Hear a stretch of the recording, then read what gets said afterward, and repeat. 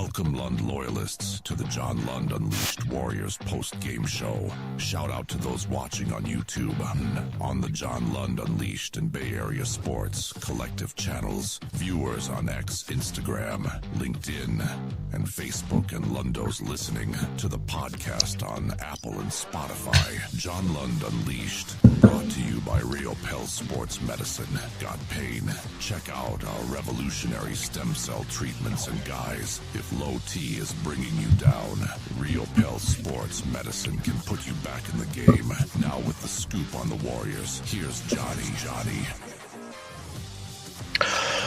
Wow, 103.89.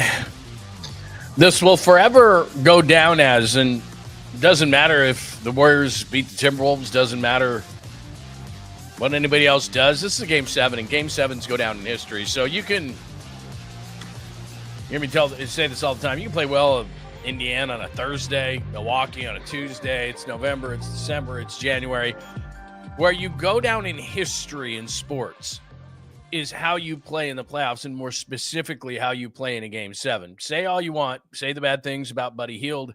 There may be things, he may get released. He made this, he made that. The one thing is, remember Buddy Hield in that Game 7 against Houston in 2025? Oh, yeah. 9 for 11, 33 points. That was a Steph Curry-like performance for Buddy Hield. And no matter what Buddy Hield does, whatever team Buddy Hield goes to, whatever, Buddy Hield will go down in Warriors history as the guy who continued the misery. I'm sure Houston hates us. He will go down in history as the guy who won Game 7 in 2025 over the Rockets. They may not beat the Timberwolves. We'll get into that conversation. It is Warriors postgame. It is John Lund Unleashed. Thanks for joining us. We're on the road, so we're using the on-the-road equipment tonight, so it is great that you joined us.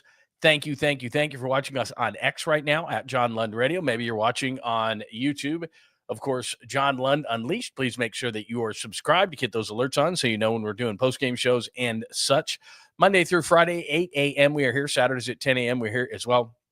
And on the Bay Area Sports Collective, 103 to 89. We will go through everything. We'll put a tight hour together tonight, but the biggest story is, as you can see there, Warriors post-game in the chalkboard, which we always go by the chalkboard. Buddy Hottie had 22 at the half. He had 33 in the game. Buddy's the MVP of this game. And we can talk about the way that Steph adjusted to things after things were very difficult. Jimmy Butler, I thought, made the sequence of the game, and I don't know why the NBA takes so long. It's a clear path foul. Butler gets pushed from behind. Buddy Hield's going for a layup. It's a clear path foul. I don't even know why I have to look that up or talk to New York or anything else. And again, the announcers drive me freaking crazy. Sam Van Gundy should know these rules. I know BA is a great guy. He should know these rules. It was clear path. They're talking about it being a flagrant. It wasn't ever going to be a flagrant. It was a clear path foul. So Jimmy Butler hits those 2 free throws, then hits a mid-range jumper, and it is over. And then right after that, Steph Curry hits a 3. Then right after that, Buddy Hield hits a 3, and it's really over at that point. Even if you didn't want to do the sleepy time, it was certainly over at that point. So the Warriors win at 103-89. Did you expect it? But I tell you, after the last 2 games, and I know they show up for Game 7s, and I know what Curry generally does in Game 7s and the way that it's veterans versus young guys. And for a lot of this series, I had a lot of confidence in the Warriors. I got to be honest with you. I didn't have a lot of confidence going into tonight after the way they played Games 5 and 6. But they came out really strong tonight, played well in the first quarter, did some smart things. They even gave Kuminga a chance, and that's what you do in Game 7s. You kind of just throw everything up against the wall. They gave Looney a few extra minutes because Steven Adams was this is unbelievable. Steven Adams, when he and Şengün were on the floor at the same time, they were plus 79 in the series coming into the game tonight. Plus 79. So they were just absolutely dominating. So they gave Looney a chance at this thing. They gave Kuminga, who gave him absolutely nothing again. They just were throwing everything against the wall. The Rockets played as good as you could play defensively against Steph Curry until Amen Thompson got hurt. And then he got banged up a little bit, looked like a calf or something like that. But finally, Curry got off a little bit, did score 20, but it was probably the most difficult 20 that he's ever scored in his life. But, Draymond Green had a couple of early threes. He gets into double digits. That helped early, but it was just Buddy Hield. Buddy Hield in the first half with 22. Buddy Hield finishing with 33. That finishing kick by Buddy. 51-39 at the half. Houston made a little bit of a run at him. They kept coming at him.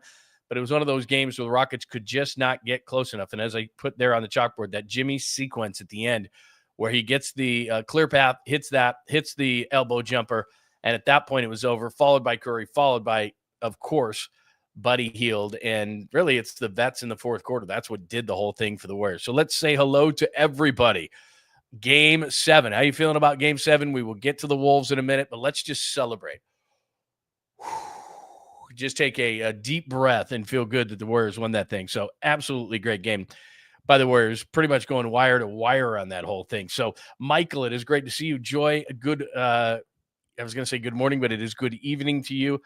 Michael, Joy, Skeels, it's good to see you as well. Sorry, I'm having to move this whole thing up and down with manually because we got an issue going on here. But there we go. Now we got it moving.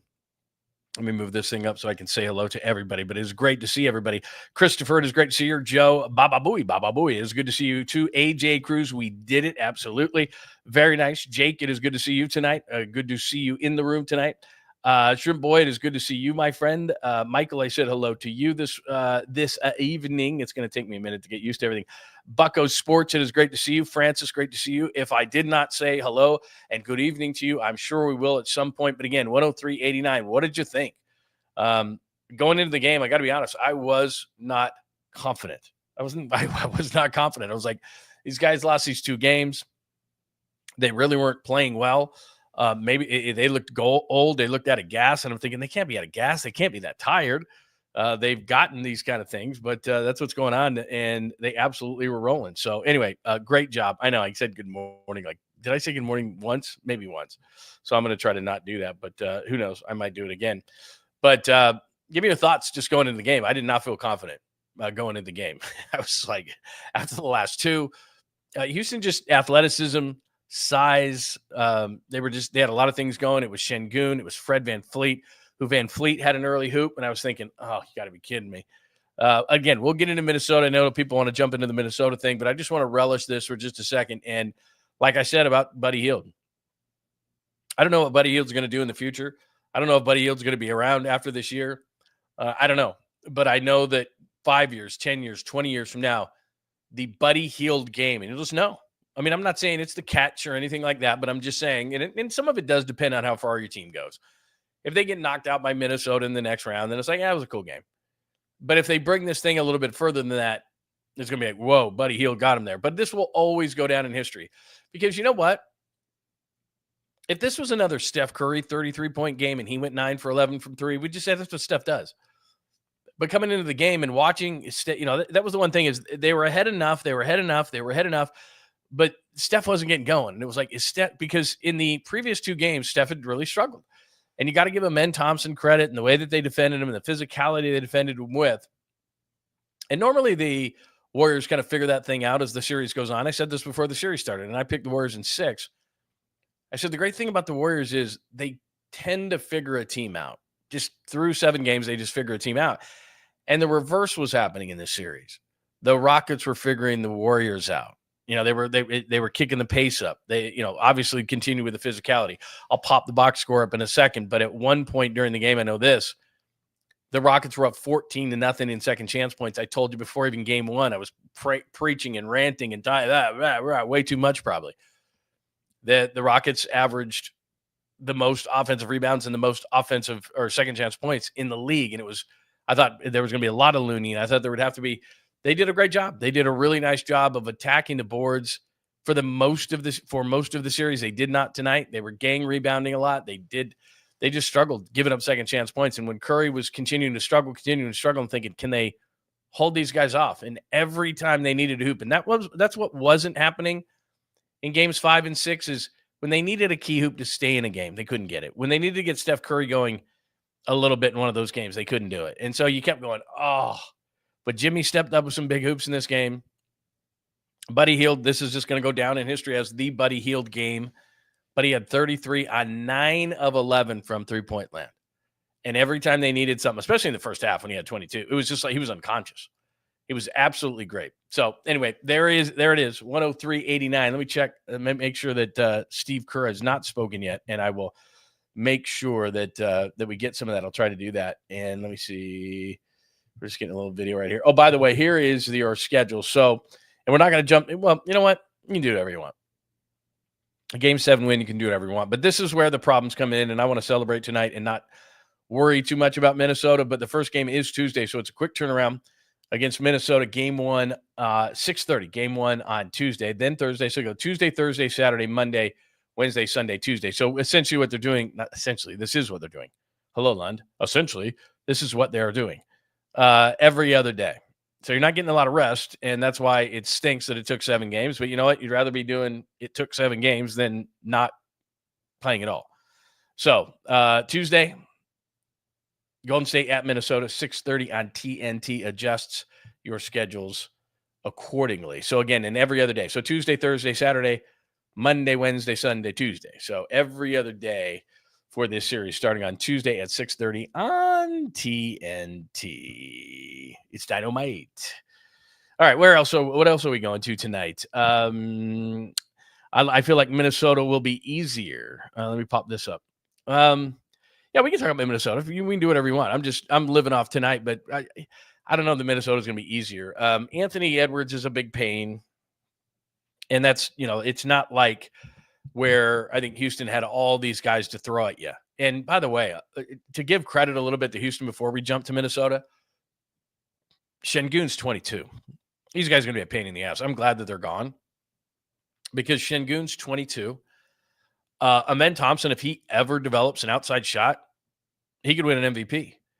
What doesn't he have? If he doesn't have a shot right now, but what I'm saying is if he develops a shot, he's a great defender. He's incredibly athletic. I mean, that guy's got everything. He just can't shoot it.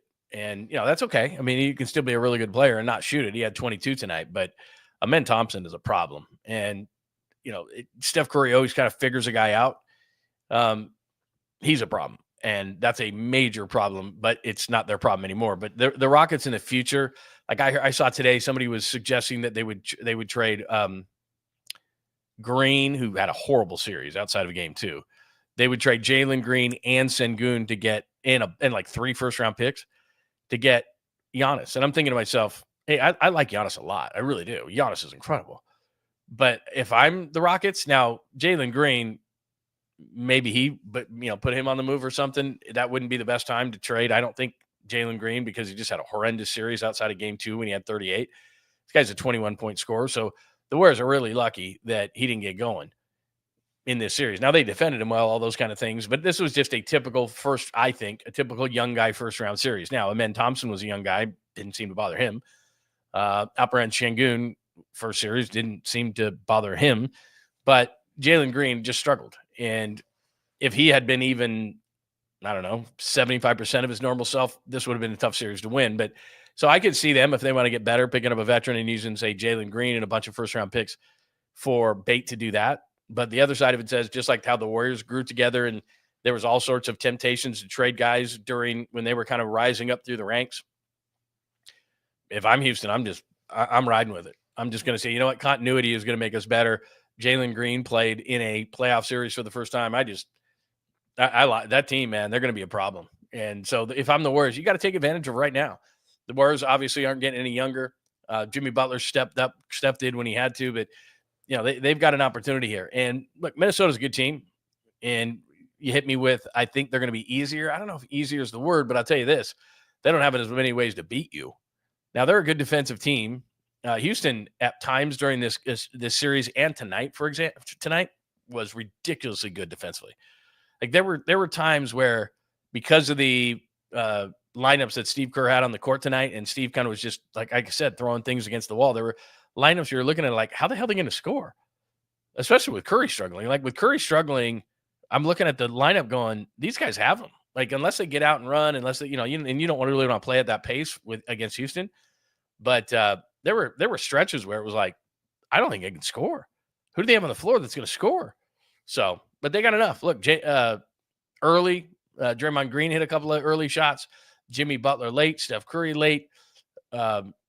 Obviously, Buddy at times, especially in the first half, but then late in the game, he hit some big shots. And I got to give credit to Buddy, by the way. I say often, and it's normally the truth, that if Buddy Hield isn't scoring, he's doing nothing. Well, tonight, Buddy Hield defended, got a couple of key rebounds. Like, Buddy Hield was good. Not only was Buddy Hield shooting the ball good, 9 of 11, but he made some plays. Like that breakaway, Jimmy Butler was, as I think maybe Van Gundy or somebody, he was just kind of playing blocker, and Fred VanVleet pushed him over. And then I saw VanVleet going to the officials, and I just laughed my ass off at this stuff because it's like, Fred, yeah, he slowed down to keep you out of the play. He can do that. You can't just push him over. I saw him do like a thing towards the official, like he was slowing down. He was slowing down. It was like, yeah, and you can't just push him over. So, just, smart veteran play. And I think that at the end of the day, and I put this at the bottom of the chalkboard there, it says veterans in fourth. We talk all the time about young players and veteran players, and will the fact that certain guys have been in lots of game sevens, Jimmy has, Draymond has, Steph has, will that make any kind of a difference in the game? Well, it did tonight, because those guys in the fourth quarter were great, and Houston wasn't. I mean, that's just what it came down to, is they had a lead going into the fourth. Houston made a couple of runs at him. You're on the road, a lesser team, a younger player, a younger team. They may be folding that situation, but the Warriors got better and better and better. And when we look at a team and we look at a series and we say, well, they're at some point, the fact that they're veterans, the fact that they've been here, the fact they've been in a game seven, that's going to show itself. Well, it did. I mean, first of all, it did in the entire game, because the crowd at the beginning was like, they were trying to do it. They were trying to get into this whole thing, and they just couldn't. And then the Warriors just kept ahead just by enough so that they couldn't, every once in a while they'd make a little bit of a run, but they just couldn't do it enough. They couldn't do it consistently enough, and it never allowed the crowd to get into the game. And then fourth quarter at nut cutting time, they completely got it done. Let me share the screen real quickly with you. This is what the box score looked like tonight. Let's look at that. Get this thing a little bit better so my blind eye can see it. That's not the one. Let's reset this thing, because that just says he has there we go. Let's get that up. There we go. And make that a little smaller. I can't see now. There we go. All right, there's Buddy there's Buddy Hield, 12 of 15, 9 of 11, 33 points, leading the way. Jimmy Butler, just key times. Like I said, the sequence of the game was when Fred VanVleet pushes him over. The game's still a little bit in peril. Jimmy hits the 2 free throws. They get the ball because it's a breakaway foul, and he makes the mid-range to the right of the right key, makes that jump shot, and there you go. Ball game's over. And Steph and Buddy Hield hit a couple down the stretch, but it was already over at that point when Jimmy did that. So, and you can see the minutes played, and that's going to be a problem on Tuesday against Minnesota as we kind of delve a little bit into that one. Jimmy had to play 41 to win this. Look at Steph. When's the last time Steph Curry played 45 minutes and 31 seconds? Please, somebody look that up for me, because I'm too lazy. 8 of 16, 4 of 10. So his numbers really don't look bad. Steph's don't. In fact, look at that. 10 boards, 7 assists. So 22 points, 10 boards, 7 assists. They don't look bad. 8 of 16, 4 of 10. It's just that, Steph will have some off shooting nights. It's just that they were hounding him so much. He wasn't even getting the ball. So it wasn't like 8 of 16. Be like, well, he didn't shoot well, shoot bad, or shoot poorly. You get the English together. Well, he didn't have chances a lot of times. They just were denying him the basketball. And that's where, because they were overplaying so much, that all of a sudden Buddy Hield turns around and is like, I'm wide open. What are you kidding me? This is ridiculous. So, but look, it's one thing to be open. Guys are open all the time, especially in a game seven. Some guys get tight back there. Not Buddy Hield. He's like, hell with it. I'll just throw it up. You can see there, they tried Kuminga. And look, some of it's rust. There's no doubt. Moody did not have a good series, no doubt. They gave a little bit of time to Kevon Looney just to make sure that, or just to kind of get in there and be like, hey, man, we're getting killed on the boards.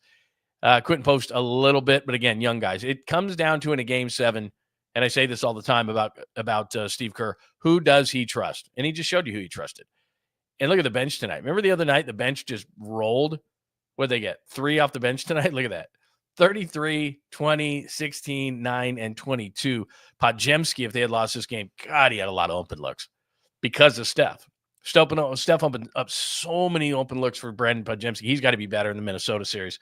4 of 12, 1 of 7. He was kind of hot and cold in this series. He was sick during the one game, so I throw that one totally out the window. But the 1 of 7, I would say out of those 7 3-point shots that he had, probably 5 were pretty damn close to uncontested. I'm not going to say uncontested, but pretty damn close to uncontested. Just because they were rotating and pushing so hard on Steph that when they reversed the ball, Podziemski a couple of times was like, seriously? I'm this open? So he missed those. So there you go. 103-89. They get the victory. I'm going to take that away so that you could see my bright, shining face. Let's get some more. Let's see. Definitely streaky. Let's see here. Great win. What else do we got? Let me move this down a little bit. Like I said, I got the I forgot my mouse. I didn't take my mouse on the road, so I have to like bring this down. Never mind. You're like, whatever, dude. Don't care. I hear you. I totally get it. Let's see. I just looked at basically at Steph had 0-0 meaningless first half stats, and then he came alive this again. Yeah, first half that was as bad as Steph could play. I mean, he had 3 points at the half. I remember the three he hit. Remember he hit the three late in the half, and that was his only 3 points. I think it was at about 2.5 minutes of the first half, off the top of my head, right in that range, 2:30, 2:45 in the first half. He hit three. That was it. And in fact, I know the only shot he did hit. They were going for a 2-for-1. I think it was like, no, actually it wasn't at 2 minutes. I think it was like 40 seconds or something. And the only reason I remember that is they were going for a 2-for-1. And so Steph shot early in the clock, and it was from probably 30, 35 feet, and he hit it. And that was the only three he hit in the first half. And the only reason he was doing it was because they were playing for a 2-for-1. So absolutely, yeah, first half was brutal. That's what I mean. At a half, you had to look at it one way, one way or the other. It was like, well, they're winning at the half, which is great. In fact, I have all the numbers in front of me on my phone because I was taking all sorts of notes here. Hang on one sec. Can't get this thing off the desk. But they're up at the half, and there's a couple of different ways to look at it. You're thinking to yourself, well, they're winning the game, and Steph is doing absolutely nothing. It was 51-39 at the half. Steph had, his first three was at 32 seconds to make it 51-37. First three was at 32 seconds. It was 51-37 at that point. Steph had hit that three, and like I said, he only did it because he was playing for a 2-for-1. And then they get back into it a little bit, 70-62 going into the fourth, and that's when what Steph started to do actually isn't looking back at my notes now, and he needs to do this earlier in the Minnesota series. Now, does Minnesota have anybody like Amen Thompson who can do these things to him? Probably not. They'll put in a mix of players on Steph Curry, but they don't have anybody as athletic or long or quick as what Amen Thompson is. So I think that Steph will get going a little bit earlier on in that series. But the thing he did a couple of times during this series, and he did in the fourth quarter of this series, and it just took him a little bit too long to get going, was he started driving to the rim. He's like, okay, you're going to overplay to three to that level and grab me and push me, and the officials aren't going to say anything. And I'm not one to complain about officials. You know that. You watch the show. I don't complain about officials a lot. It is going to depend somewhat, and it's the playoffs, so they're going to push him around, and that's just how the officials are going to call it. But he got pushed, grabbed, clutched in this series. This was as physical as a team had been with Steph Curry in years. I'm not going to say ever because, the rules, depending on the rules and depending on the year and depending on what they're emphasizing on certain years, I think there has been times where it has been more physical against Steph, but this is the most physical a team has been allowed to be with Steph in terms of the grabbing, the clutching.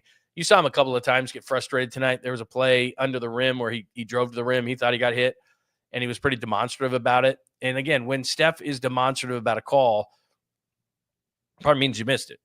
If Draymond is demonstrative about a call, it just means he's breathing because it's every single time. And I wish someone would sit down and say, they never, ever, ever change the call, ever. My wife asked me that the other night where we were watching the game, and I was making notes, and she goes, Draymond complains a lot. Did they ever change a call? Ever? I go, no. And she asked the best question ever. She goes, then why does he do it? I go, I don't know. Because the fact is it's human nature. And it's like, if you bitch at every call, we'll never know when a call is actually wrong. But when Steph Curry, jumps up and down and flails his arms, and he did, he got fouled on numerous occasions tonight going to the rim. Then as an official, you could probably think to yourself, yeah, I probably missed that call. I might want to look at that call. I might owe Steph a call. And then you know what happened when Steph got demonstrative the next play on the Houston end? Charging call.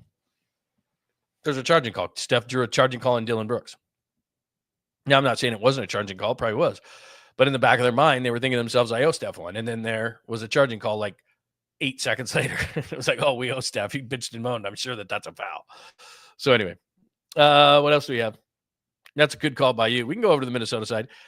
Julius Randle will be a handful if he gets going. Yeah, that's kind of the difference. Is he's not what Şengün is inside, but what they're going to do, and this is the game right here. And one of the things that I was confused about with Steve Kerr was, Fred VanVleet was after the first couple of games, game 3 on, not tonight as much, but in those middle games where they got beat. I mean, Fred VanVleet's just, It's like NBA Jam. He's on fire. Like he's just, wow. He was awesome. And in those situations, you can't keep playing drop coverage on the guy. You got to get up in his face. If he drives by you, he drives by him, but make him do that. And that's what, finally Steph, the light bulb went on with Steph tonight. And he was like, yeah, if they're just going to hold me, if they're just going to grab me, hold me, get me off the line, I got to just go to the rim. And hopefully I can get some calls too, which never happens. But he went to the rim. He got a couple of hoops to go down, and then it kind of loosened some things out on the outside. And then he did actually make a couple of 3-point shots. But as far as the Minnesota series is concerned, what they've got to do is they've got to make Rudy Gobert come out. I mean, that's what it comes down to. If Rudy Gobert is comfortable playing drop coverage, they're not hitting shots. Rudy Gobert's around the rim. He's grabbing rebounds. Last game, I'm sure you saw it, 27 points, 24 boards, 9 offensive rebounds. And that's how they closed out the Lakers. They were 20-10 on the offensive glass and second chance points against the Lakers. And it was Rudy Gobert, just boom, boom, boom. And in the dunker position and all that. But the biggest advantage that now the Warriors will have is that Şengün just rocked the Draymond's world, man. I mean, Draymond had a nice game tonight, but for a lot of this series, he just struggled. And we talked about energy and rest and all these different things. Şengün is just a handful. And in this series, obviously he's got to keep him off the glass, but he's not the offensive force. He doesn't have the offensive moves, all those kind of things. It will be a factor in them getting offensive rebounds and getting putbacks and all those kind of things. And I'm sure Minnesota's going to, obviously they look at this series and go, well, especially tonight and going into this series was like Houston had all these offensive rebounds, second chance points. And so that was clearly a focus for the Warriors, but Minnesota's going to do the same thing. They just tore up the Lakers and knocked them out of the playoffs in that last game because of that. So they're going to try to go to the rim and do all those kind of things, but they don't have the inside game that Houston does. Gobert is not Şengün. And a lot of times when Minnesota has played the Warriors, whether it be regular season or playoffs, and specifically in the playoffs, Steve Kerr, and they're going to design things that make him come out. Quentin Post will be huge in this series. Oh, Rudy, you don't want to come out? If Quentin Post comes in and hits 3 or 4 threes, all of a sudden it's like, well, Rudy can't play. We're going to keep pulling Rudy Gobert out. So, they're not going to go to a bigger lineup. They're going to go to a faster lineup, and they're going to try to push pace on Minnesota and say, all right, we're going to get up and down the floor. We're going to make Rudy run up and down the floor, and we're going to make Rudy come out. And a lot of times when they've played Minnesota struggles. It's a bad matchup for Minnesota because Rudy can't come out. And if the Warriors are on the perimeter and they're rolling and they get a guy like Quentin Post in there, then Rudy Gobert is going to have to come out, or he's going to come out and have to guard it. And if he doesn't, then he's going to have to come out of the game. And the Warriors have forced Rudy Gobert to come out of the game. So I need some more time to think about it. I'm celebrating Game 7. I told you right out of the gate that the Warriors would beat the Rockets in 6. It took 7. And I'll be completely honest with you, I wasn't 100% confident going into tonight's game because of the last 2 were so bad. But I'll have an answer. I'll answer Tuesday. How about that? Tuesday morning. I still got to look at it more. I'll be studying tonight and working on the show for Monday morning. But I'll have an answer Tuesday before the game. I want to do a little bit more work on it. I just want to do a little bit more work on it to tell you what I think of it. I do, off the top of my head, I think the matchups are better than they were against the Rockets. Rockets are tough, man. Man, when Amen Thompson takes another step forward, and if Şengün can be a more consistent mid-range and even three-point shooter, he's going to be, I mean, what are you going to do to stop him? He's kind of on the path of Jokic. He's a great passer. He can do a lot of things, and he's 22. I mean, he could get to that level, maybe not quite to that level. I mean, Jokic is ridiculous, and I don't want to, put a guy on the level of Jokic that hasn't earned it yet. Jokic is ridiculous, but this kid has that kind of skill. So he could get to that level. Houston's just a major pain in the ass. I like the way that Ime Udoka coaches them. They're tough. They're resilient. Fred VanVleet gives them that, that veteran leadership. Minnesota's good. Jaden McDaniels is vastly underrated. You brought up Julius Randle. Julius Randle's a vet that's been around a long time. He's not Şengün inside, but he's solid. And Draymond Green's going to have to handle him, and it's going to be a problem. He can get after the offensive glass. He's got some good moves inside. He's really, really good. And then it's just going to take everybody to – they're going to stop Anthony Edwards. It's just going to take everybody to kind of slow Anthony Edwards down. And the big key is it's kind of just like Şengün. If Anthony Edwards gets his 35 or 40, I'm not going to say that's fine, but the Warriors are going to go into a game going, look, this dude's a star. He's going to get what he's going to get. But he can't get all the other guys involved, and then he can get what he's going to get, because that becomes the major problem. And that was it in this series. all right, Şengün's going to get 30 or 25 or what he was going to get, fine. Kind of fine. But then when Van Fleet gets going, or if Green gets going, or if you start getting to, Dylan Brooks got going a couple of games in this series, then that was the major problem. So look, Anthony Edwards is going to do what he's going to do. The Warriors are going to be able to throw. The difference is that with Şengün, you had Draymond Green to throw at him. Occasionally they threw a Looney at him, but Quentin Post wasn't going to do anything against this guy. So he was just kind of like, this guy's going to be really difficult. Let's just get, if he scores, that's fine. If we're doubling him and then he's kicking out to shooters and they're getting hot and Şengün knows he can get anything at any time, no matter what, that's when the problems start. That's why they never doubled. So as far as Edwards is concerned, you can throw a lot of different guys at him. Butler's going to get his chance. I don't think Moody's big enough to handle him. Moody really struggled in the Houston series. I don't know that we're going to see him a whole lot in the Minnesota series. It just wasn't a good matchup with all those athletes, and I don't think it's a good matchup against Anthony Edwards or Jaden McDaniels up front. I think those guys are too big and athletic for him as well. And then when it comes down to, who do you throw at him? GP2, by the way, was out with illness, so GP2 can be thrown in there. And I'd love to say Kuminga because everybody's going to talk about that. He was a good matchup in the Rockets series. He had played well against the Rockets in the regular season, averaged over 21 points at a career high on December 5th against him with 33. And he still couldn't play in the series. So before somebody asks, do I think that Jonathan Kuminga is going to be a factor in this series? Let's start doing the math. Jonathan Kuminga wasn't a factor. He didn't play in game 82 against the Clippers, which was a big one. He didn't play in the play-in game, which kind of was a big one. He didn't play very much in this series. And tonight when he played, he didn't show much. When Jimmy Butler got hurt and he got a big opportunity in that game, he didn't show much. He's not being the explosive, confident athlete that he's been. I get it. And Brian Anderson said this during the broadcast on TNT. He looks rusty. I agree with you. He did look rusty. And I don't want to rip the guy because he's hardly played. But when he comes in, even if you haven't played, you can show energy, you can play defense, you can grab boards, you can do all those kind of things that show you're into it. That you're focused. And Kuminga, in every instance that he's had an opportunity to play in this series, he was kind of like, whatever. And Kerr gave him a shot. He's like, it's game 7. Maybe this guy has some juice. Maybe this guy has some energy. He didn't. And so I look at this series and I say, well, what would he show? What would he possibly show that he hasn't shown so far? Because Houston was a team that has a lot of athletes in it. And I would have thought maybe he would have been a guy that could have shown some athleticism in that series.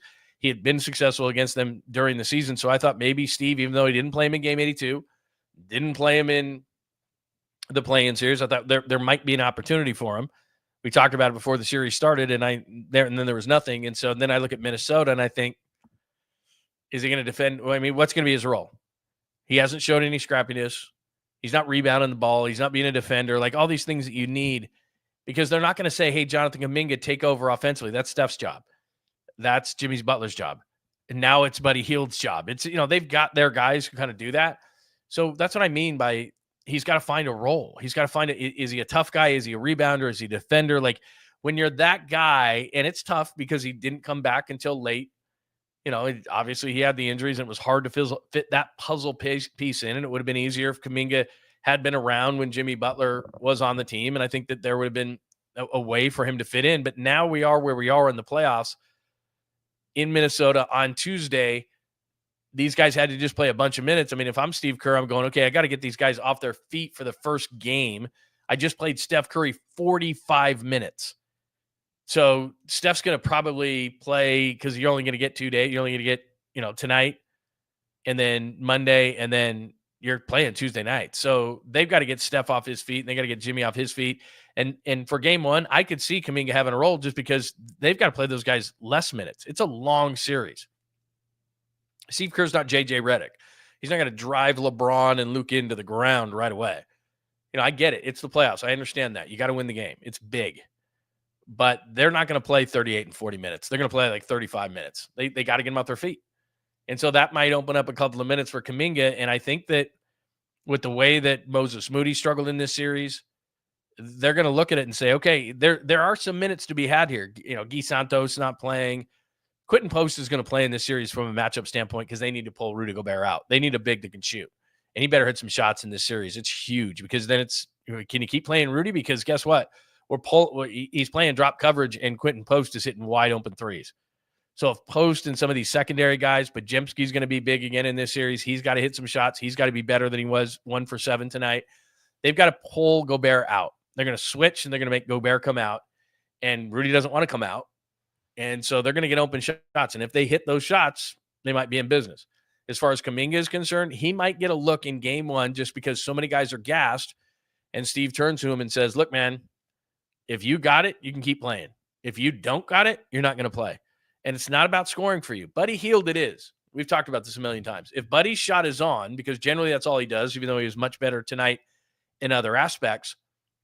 But Buddy earns minutes by hitting shots. That's what he's in there for. He's a shooter. And the way that they're defending Steph Curry in this series and what Minnesota will try to do, but I don't know if they can because I don't think they have the players to do it. But you're going to keep running guys and grabbing and clutching, and they will do that. And if that's the case, then he's got to find other people. Well, Buddy Hield, that's his role. So Kuminga comes off the bench, and if he thinks he's the next Buddy Hield, like, okay, I got to score here. No, you don't. You got to defend. You may be on Anthony Edwards. You got to defend. You got to rebound. You can't allow, he was in there when Steven Adams was in there, and Steven Adams is like, please, aside. Move aside. That's what happened. Move aside. So, you've got to be in there. You got to scrap. You got to play hard. You got to defend somebody. You got to rebound. The role for you is not Buddy Hield. You don't need to score. Now, look, you got to know, we're on the break.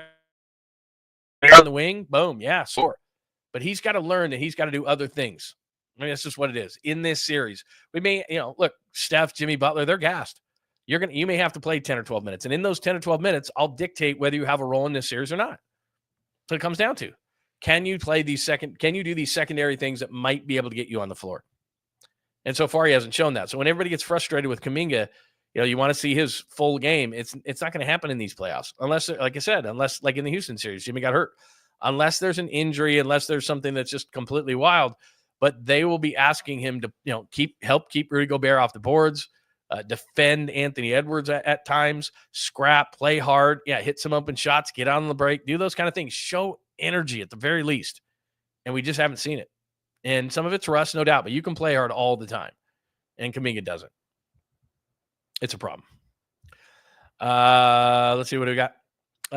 What's up, Brock? Good to see you. Oh, my God. Let's go. I never waved. Good for you, man. Good for you, Brock, because I did.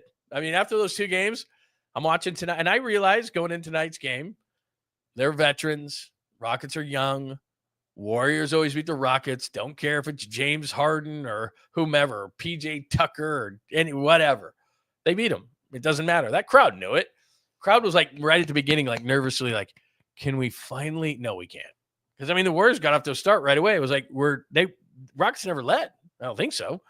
I haven't looked at it, but I don't think the Rockets ever led. So they were good right out of the gate, man. They were good right out of the gate. And that's what I think the Warriors needed. And Steve, by the way, Steve did a really subtle thing that was incredibly smart.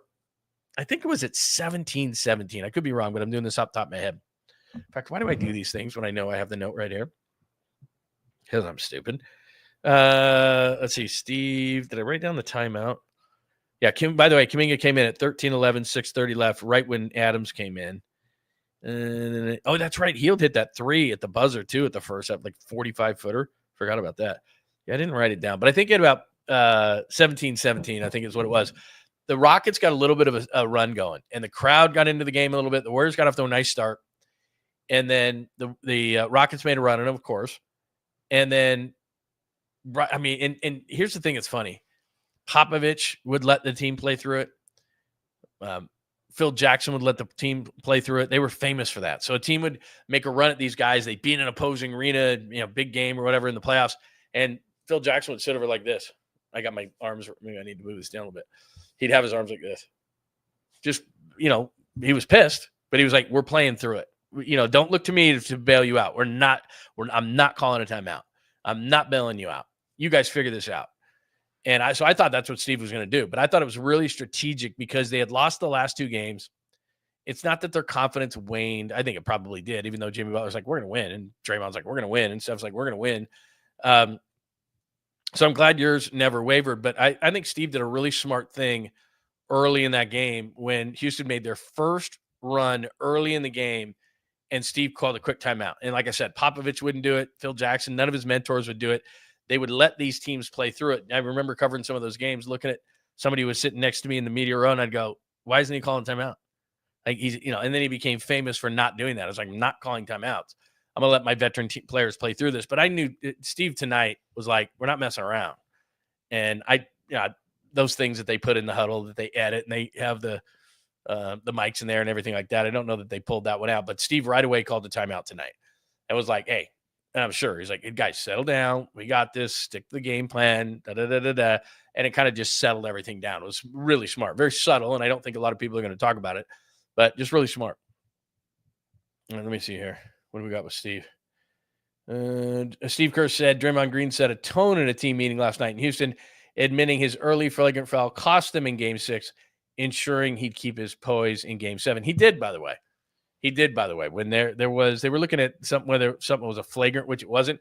It was Draymond Green tried to pass the ball, and Fred VanVleet knocks the ball away, actually hit his hand, and the ball goes flying, and then Draymond Green followed through like he always does, and they were looking at it as a flagrant, and I'm like, if they call this thing a flagrant, man, it's all got to be Draymond Green, and I know he's earned his reputation. But it's like, if a guy can't, he's passing the ball and he's following through and he hits Fred VanVleet, and it's like, if the dude gets called for a flagrant, I give up. And look, I don't need to defend Draymond Green, and a lot of times I'll jump right on here and I tell you what I think. I'm not, like I said, the Warriors don't pay me. None of these teams pay me. So I just look at this whole thing and I'm like, that's not a flagrant. And it pisses me off so much that we have to sit and look at every single play. Like the play by Jimmy Butler where he's stopping VanVleet pushes him down. I mean, you're on your couch. I'm on my couch. I'm sitting here watching this whole thing. Right away. I go, it's a breakaway foul. Like, it's 2 shots in the ball. And then they have to go to the monitor, and Tony Brothers is over there, and Brian Anderson, for some reason, saying they're looking at it as a flagrant. I'm like, it's not a flagrant, man. It's a breakaway. It's 2 shots in the ball. Let's go. Like, move it. I mean, we watch enough ball. We don't have to go to New York for that. Just play on. We know what that is. You have to go to New York. And then same thing with Draymond. Look, the guy fouls him. He follows through. It's not a foul. It's not flagrant. Ugh. So many stoppages, which I think is a big part of it, man. It's a big part of the game because a lot of times, especially the home team, if you're rolling and you have momentum and they're stopping the game, that gives a huge advantage to the visitor. They get their composure, just like Steve's timeout early. Like I said, you get your composure. You're good. Everything's fine. Settle down. The crowd's getting into it. We'll take a break. Anyway. What else do we got going on tonight? How's everybody doing, man? How's everybody feeling? All right, we are 43 minutes into the show. It is Warriors postgame show. Thanks for joining us. John Lund Unleashed with you. John Lund Unleashed on YouTube. Please make sure that you are subscribed, that you are telling your friends and enemies, that you give us a like, because that's huge. Come over to YouTube if you're watching on x.com, and you're watching on @John Lund Radio. Please come over to the chat room. By the way, the chat room's awesome. Everybody is great. We won't bite unless you want us to. And so just hit us up in the chat room, John Lund Unleashed, and give us a like, give us a follow, and turn those alerts on so that you know when the show's going to be on. Just to remind you, tomorrow, 8 a.m. Pacific time, we'll be back. So we do shows at 8 a.m. Pacific, Monday through Friday. We do them at 10 a.m. on Saturdays. I did not do one yesterday, but I will be back on track next Saturday. I'm traveling, so I will be back. But I'll be back to do the show on Saturday, this Saturday. So Monday through Friday, 8 a.m. Saturdays, we do 10 a.m. Pacific time. And then now, as I look at the schedule, starting on Tuesday, we do Warriors postgame, and that'll be every other night. So Tuesday, Thursday, Saturday, you get the idea. Monday, Wednesday. So as long as this series goes, we do Warriors postgame as well. Keep those alerts on because we send stuff throughout the day as well, and you don't want to miss out on anything. And that's John Lund Unleashed on YouTube. We're also on the Bay Area Sports Collective. That's my show, Tom Tolbert. Well, I'm sure Tommy will be doing stuff later, right? Has anybody hit me up with what Tom's doing later? I'm sure Tom's going to be doing something later. Actually, you know what? They're going to be flying out. I bet he's not doing anything later. Let me make sure. Let me talk to Ogden here. No. Haven't talked to Ogden for days. I'll ask him if he's got a show tonight. Tommy's show. Yeah, they're flying out. I'll go Tommy Post.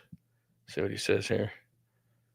Yeah, I doubt he's going to be doing a post-game show because they're going to be flying the plane out of there. So doubt we see a Tom post-game. But and then we got Pauly Mac's Particles, and that means Pauly Mac and Creative Tony. And we've also got Rod Brooks doing Quality Hang. So make sure you hit us up on Bay Area Sports Collective as well as John Lund Unleashed. And again, thanks for watching on X tonight at John Lund Radio. Please make sure if you got any comments or thoughts, make sure you hit them up right here underneath the show. You can always hit me up at X at John Lund Radio. And for all things Unleashed, which means shows, podcast, which after the show we put on Apple and Spotify, but in other platforms, other podcasts. But if you go to John Lund Unleashed, you can get all the shows, you can get all the archives of shows, podcasts, social media, merchandise, blog, all those kind of things at johnlundunleashed.com. If you've never been there, it is worth going to. So there you go. What else do we have on before we go into Minnesota? We'll get deep into do a little. Let's see. Tom is doing. He's right there. Oh, he's already doing it. No, that's a bummer. We should have gotten together. Oh well, that's all right. Let me see what Tom's doing. Look at my lighting here. My lighting is terrible. Oh, okay. I love that you're doing this, Bucko Sports. Let me see this. Okay, so Bucko Sports we got some monster drinks there that my doctor tells me not to do.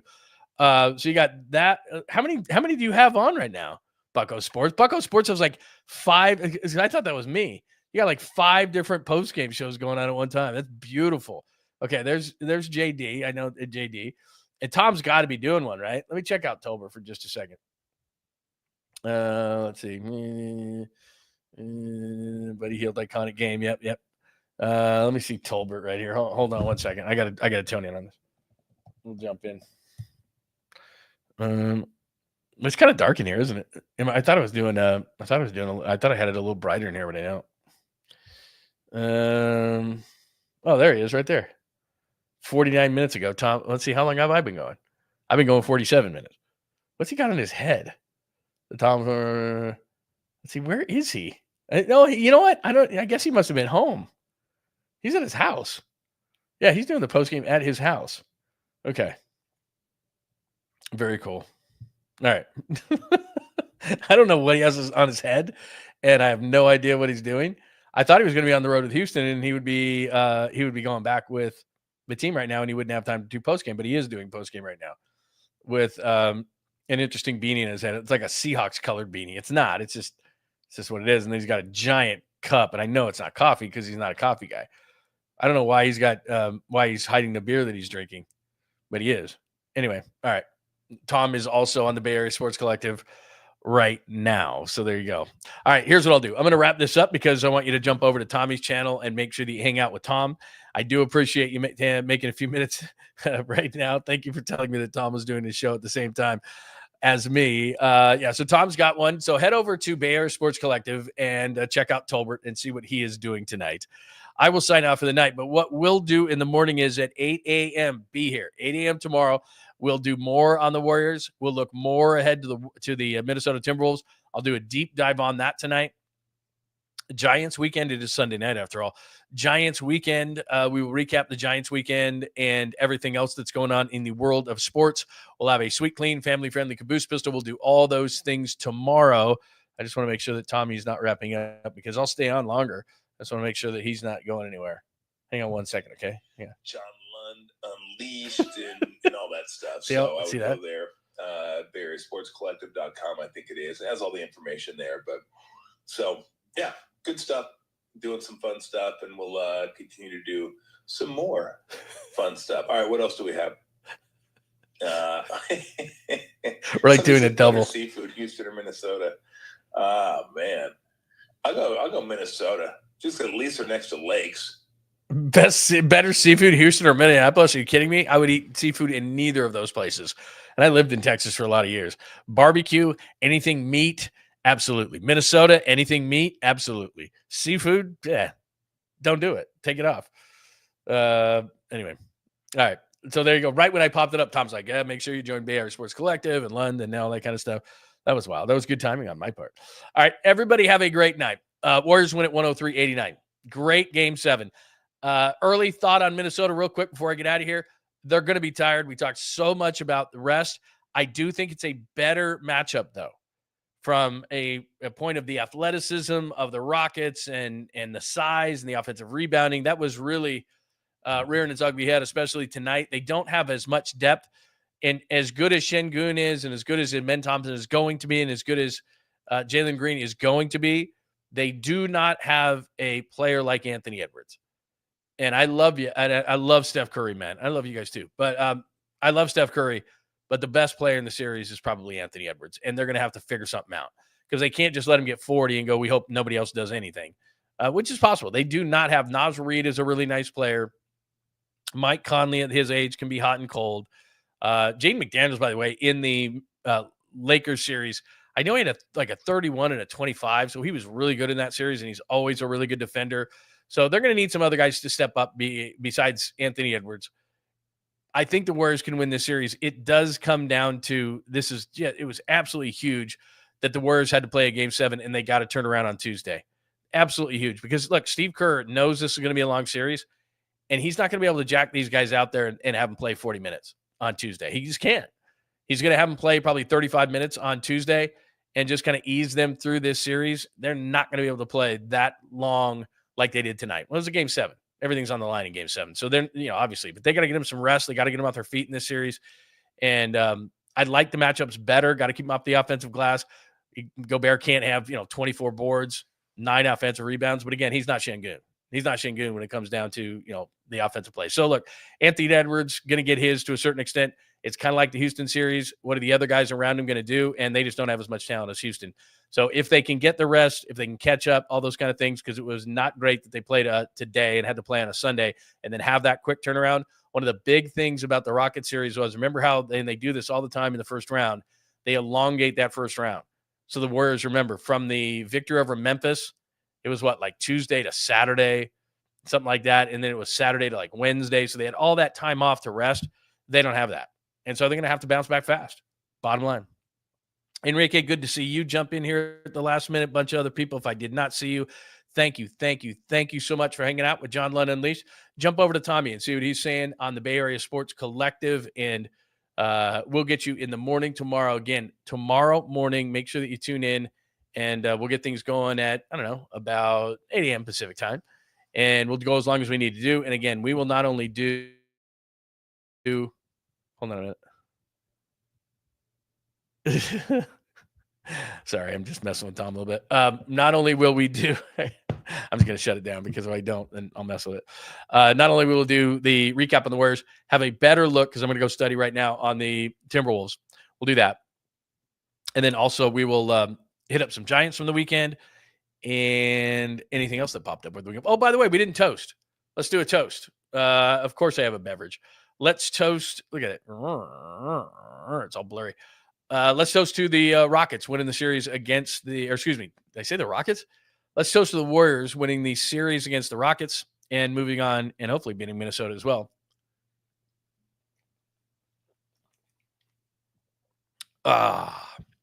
Well, cheers. We always have to cheers when they win a series, right? It's huge. All right, tomorrow morning, 8 a.m., make sure that everybody is here. Please tell your friends and enemies. Make sure you give us a like on YouTube and John Lund Unleashed. Hit us up on Bay Area Sports Collective. That's where Tom Tolbert is right now as we speak. So jump over to Tommy, get some insight on the game from a guy who actually played the game. And then tomorrow at 8 a.m. on John Lund Unleashed, we will see you then. Everybody have a wonderful evening. Warriors win it. Win a Game 7 in Houston. The misery for the Rockets continues in the playoffs against the Warriors. And the Warriors and the Timberwolves on Tuesday. Like and subscribe. Thank you, Papa J. You're the man. We will talk to everybody at 8 a.m. Pacific on John Lund Unleashed. Have a great night. Thanks for hanging out with John Lund Unleashed. We'll try to be better next time, though I wouldn't hold my breath. Please like and subscribe on the John Lund Unleashed Pod YouTube channel. Watch live shows weekdays at 8 a.m. on YouTube, Instagram, and X. And make sure to have your alerts on for shows throughout the day or night. All things Lund can be found at johnlundunleashed.com. johnlundunleashed.com. Goodbye!